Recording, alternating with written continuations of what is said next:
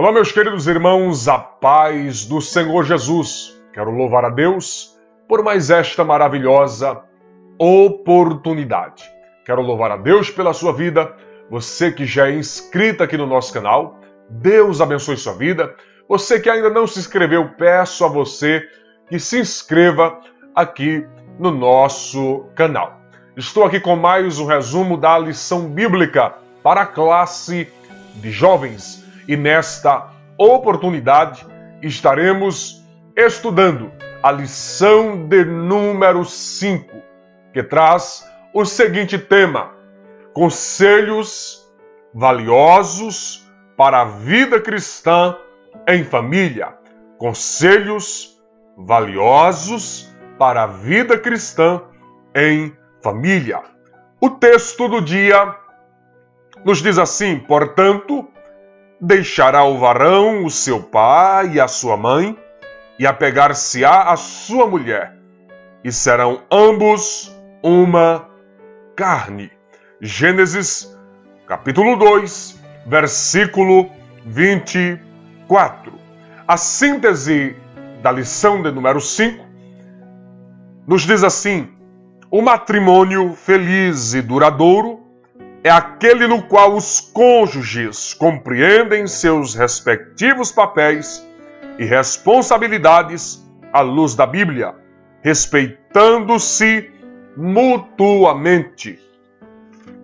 Os objetivos para esta lição, querido e amado professor, você que é professor da classe de jovens. O primeiro objetivo, como sempre digo aqui nos nossos resumos, eles estão relacionados a cada tópico da lição. O primeiro objetivo aí é descrever a conduta da mulher cristã segundo as Escrituras. O segundo é explicar e incentivar a busca pelo padrão da verdadeira beleza. E terceiro, aprender sobre os deveres conjugais do homem cristão. Vamos fazer aqui uma observação em cada tópico desta lição. O primeiro tópico fala sobre a conduta da mulher cristã. A conduta da mulher cristã. A submissão da esposa cristã.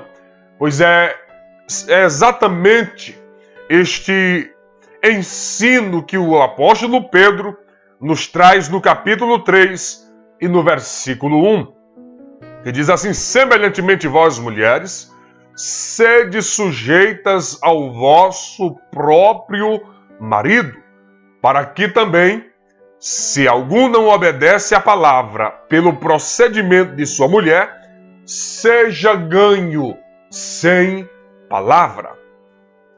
É bem verdade que nós estamos diante de uma lição para jovens. E a nossa juventude, ela precisa também, desde cedo, aprender os deveres, as responsabilidades que o matrimônio traz. Porque não é simplesmente pensar, eu vou casar, encontrar o noivo, casar e viver a vida. Não é simplesmente assim. O matrimônio traz consigo as suas responsabilidades e os seus deveres. Deveres pelo lado do homem, como também pelo lado da mulher. O texto que nós acabamos de ler nos fala sobre o valor do testemunho. O valor do testemunho em que a esposa deve dar dentro do seu lar, e também o esposo. Porque é bem verdade que às vezes a maioria das esposas são crentes e os esposos não são. E Pedro está trazendo este ensino, esta exortação, este conselho para as mulheres cristãs que tinham esposos em outras religiões que não eram crentes, que não serviam a Deus. E para que não fosse, ou que não gerasse um problema no casamento, no matrimônio, para a família, ele traz este conselho dizendo, falando acerca da submissão. Ele diz, semelhante vós, mulheres, sede sujeitas ao vosso próprio marido, para que também, se algum não obedece à palavra, pelo procedimento de sua mulher, seja ganho sem palavra. É pelo procedimento, é pelo bom testemunho, pelo bom testemunho. Costumo às vezes dizer, quando trato acerca deste assunto, que tem muitas esposas cristãs que perdem os seus esposos, perdem a oportunidade de ganhá-los para Cristo, porque falam demais, falam demais. E por muitas vezes não é a questão de falar, é a questão de ser, de dar um bom testemunho. Eles estão observando. Então, é a questão da submissão, de ser submissa, de honrar, de respeitar o seu esposo. Cabe uma observação aqui ainda, e eu quero passar esta observação para você, querido professor, passar diante da sua classe, para os seus alunos, para os jovens, é que dentro desta submissão, como disse também no resumo da outra lição, não é uma submissão cega. Por exemplo, quando o esposo deseja viver desonrando a Deus, quebrando os princípios bíblicos, você precisa ter muita sabedoria, a esposa precisa ter muita sabedoria para reagir diante desta situação. A submissão ao Senhor, submetendo à vontade de Deus, e assim respeitando o seu marido. Então, o texto que nós lemos, ou este primeiro ponto, fala sobre o valor do testemunho. O valor do testemunho. Aí o nosso comentarista da lição ele vai falar sobre o valor da mulher no cristianismo. Cabe também ao professor ressaltar o papel das mulheres, em toda a Bíblia Sagrada, na Bíblia Sagrada. Cristo, a exemplo disto, Cristo nunca desprezou as mulheres. Nunca desprezou as mulheres de forma alguma, de maneira alguma. Elas fizeram parte do ministério de Jesus. Estiveram auxiliando o ministério de Jesus. Se olharmos nas cartas de Paulo, nós vamos ver que estas cartas estão recheadas de mulheres que serviam ao Mestre na obra do Senhor. Então, nós não podemos desprezar as mulheres. Mas a mulher, aí o texto vai dizer que a mulher é um vaso mais frágil, mas diante de Deus, ela precisa, ela também é útil, a mulher é útil na casa do Senhor, na obra de Deus. E aqui cabe uma explicação, e você, querido professor, é que às vezes alguns maridos pensam que porque a esposa pode ser um pouco mais frágil, é para ser pisada, para ser humilhada. Não é isto que o texto está dizendo. Não é isto que a palavra de Deus nos ensina. Por ser assim, a mulher ela deve ser amada, respeitada, compreendida em todos os aspectos. Então, a mulher, ela tem um grande valor, tanto para a família, ela tem um valor para Deus, ela tem um valor para a Igreja de Cristo Jesus. Então, queridos irmãos, querido professor, ressalte isto para os seus alunos, conscientize os seus alunos, né? A nossa juventude, os jovens, das responsabilidades. Ainda aqui neste ponto vai falar sobre ganhando o esposo não crente. Como é que se ganha um esposo não crente? Com sabedoria. O apóstolo Pedro, exortando, diz que é sem palavra alguma. E cabe abrir aqui um parêntese, e é necessário que você exponha isso diante de sua classe. Estamos ensinando a jovens. Às vezes, alguns jovens podem pensar, mas então eu posso namorar, noivar e casar com um homem ou mulher descrente. Não, a Bíblia não dá respaldo para isto.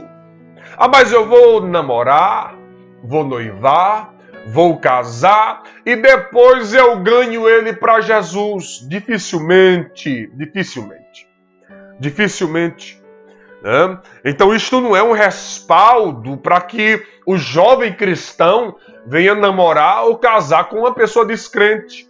Não é respaldo para isto. A Bíblia não dá respaldo para isto em nenhum lugar. O desejo e o certo, o correto é que o jovem cristão procure uma jovem cristã. E no temor do Senhor, temendo a Deus, servindo a Deus, casam e assim continuem servindo ao Senhor Jesus. Eu conheço casos de jovens que vieram para a igreja, serviram a Deus, estiveram lá, cantavam, e quando casou, não foram mais para a igreja. Ele não foi mais para a igreja, não deixou ela ir para a igreja. E aí é necessário, é preciso que o jovem cristão busque a cada dia servir a Deus, honrar a Deus, cumprir o seu propósito servindo ao Senhor e assim buscar, escolher também um jovem cristão ou uma jovem cristã que teme a Deus, que serve a Deus e que honra ao Senhor. Nós estaremos observando o segundo tópico da nossa lição, a verdadeira beleza, né? E aí ele vai falar sobre o perigo da vaidade, né? Ele vai falar que a verdadeira beleza, e é bom você ressaltar, aquele professor diante da sua classe, que a verdadeira beleza está no interior, no caráter cristão, e não na beleza exterior. Não é que o jovem cristão ou a jovem cristã não deve se arrumar, estar bela ou ser bela. Não é isto. Não. Mas o que deve ser ressaltado é que a beleza interior, ela está acima da beleza exterior. A beleza interior está acima da beleza interior. É até bom que você ressalte. E eu gostei do que o comentarista diz: na vida cristã, caráter e conduta valem mais do que aparência estética. Não é que a Bíblia proíbe você de se arrumar, de se vestir bem, não.